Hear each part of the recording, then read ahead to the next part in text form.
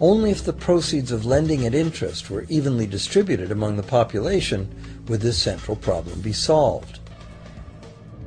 Heavy taxation of bank profits might accomplish this goal, but then why would banks want to be in business? If we were ever able to free ourselves of the current situation, we could imagine banking run as a non-profit service to society, dispersing its interest earnings as a universal citizen dividend, or lending without charging interest at all.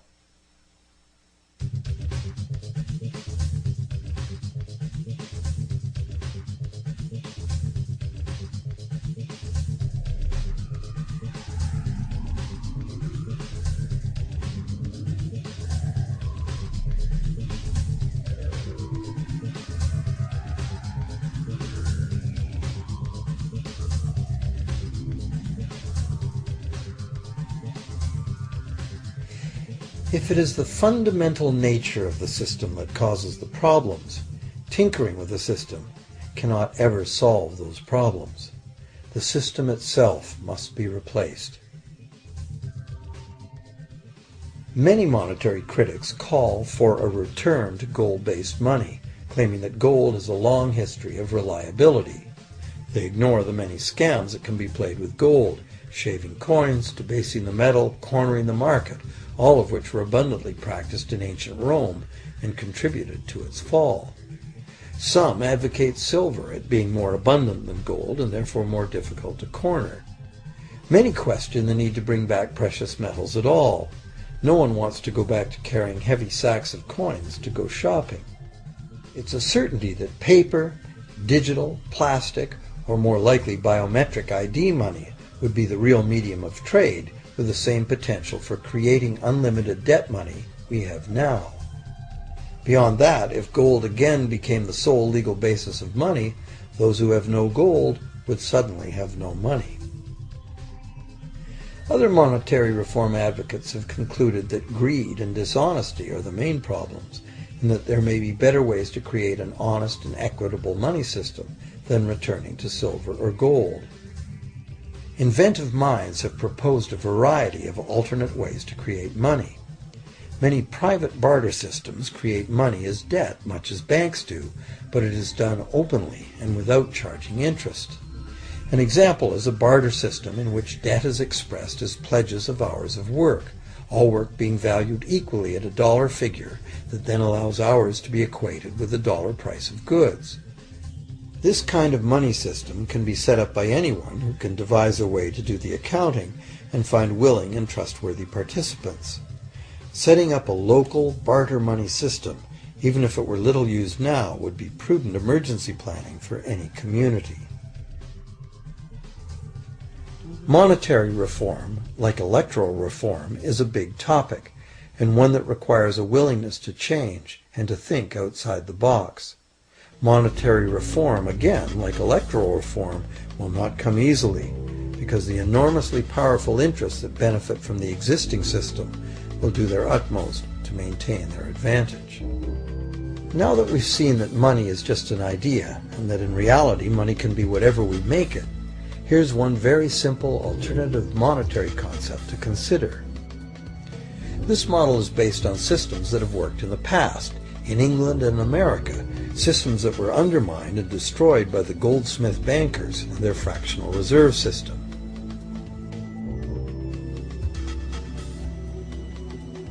To create an economy based on permanent interest-free money, money could simply be created and spent into the economy by the government, preferably on long-lasting infrastructure that facilitates the economy, such as roads, railroads, bridges, harbors, and public markets.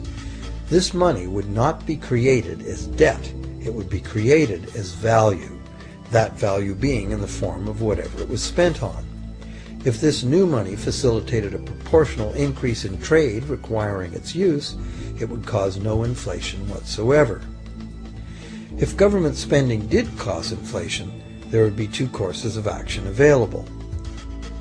Inflation is equivalent in effect to a flat tax on money. Whether the money goes down in value 20% or the government takes 20% of our money away from us, the effect on our buying power is the same. Viewed this way, inflation in place of taxation might be politically acceptable if well spent and kept within limits.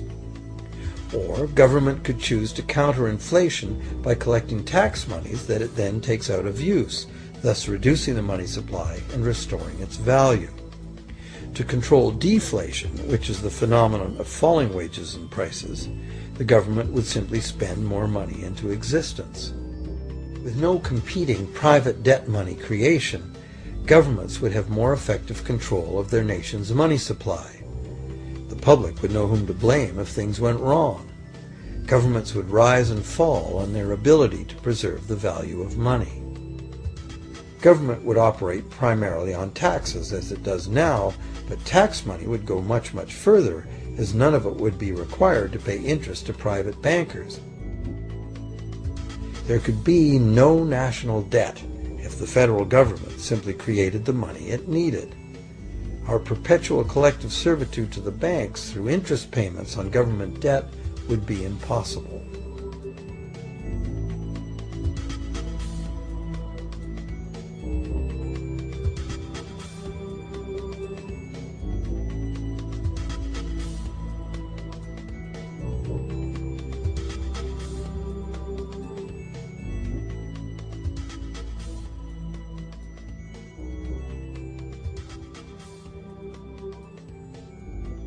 What we have been taught to believe as democracy and freedom has become in reality an ingenious and invisible form of economic dictatorship.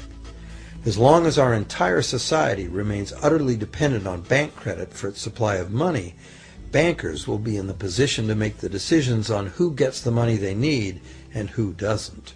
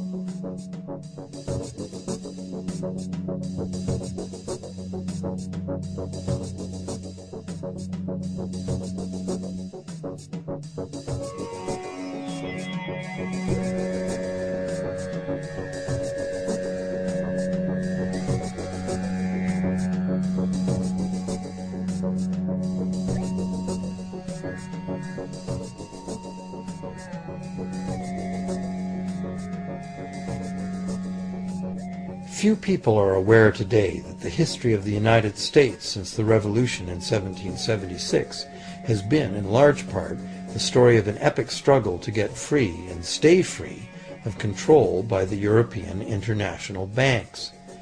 This struggle was finally lost in 1913 when President Woodrow Wilson signed into effect the Federal Reserve Act, putting the international banking cartel in charge of creating America's money.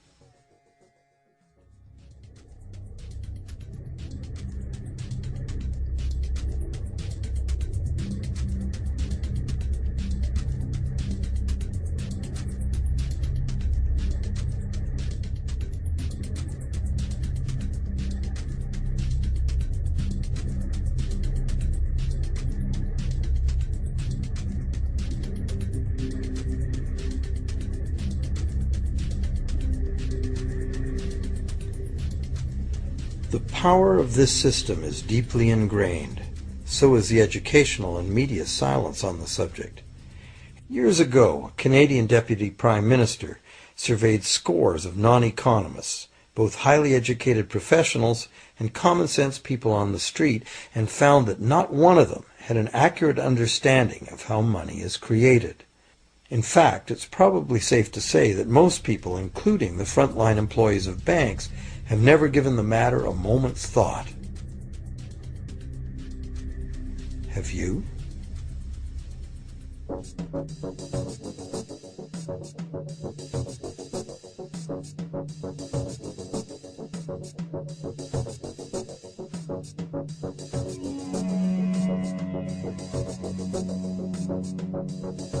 The modern money-as-debt system was born a little over 300 years ago, when the first Bank of England was set up with a royal charter for fractional lending of gold receipts at a modest ratio of 2 to 1.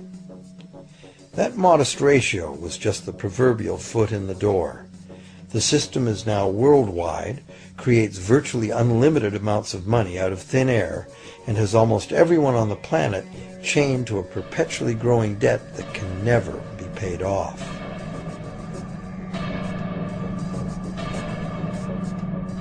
Could it have all happened by accident? Or is it a conspiracy? Obviously, something very big is at stake here.